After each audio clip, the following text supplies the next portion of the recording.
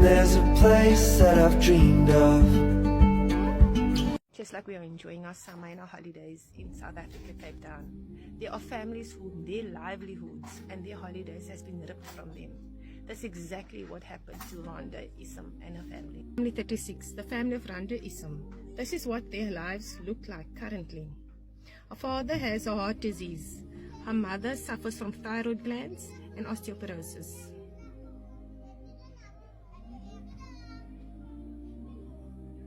The entire livelihoods and everything they once had and knew got destroyed. Her brother Ahmed was martyred in this month. This is a nephew who is urgently in need of funds. As you can see, he has club feet and needs to go for an operation as soon as possible. Our entire Pali Liberation team are trying our best to assist this family.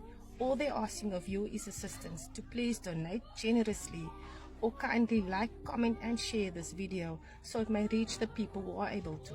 This family has been fully verified by our team, Pali Liberation, a grassroots initiative, to donate generously.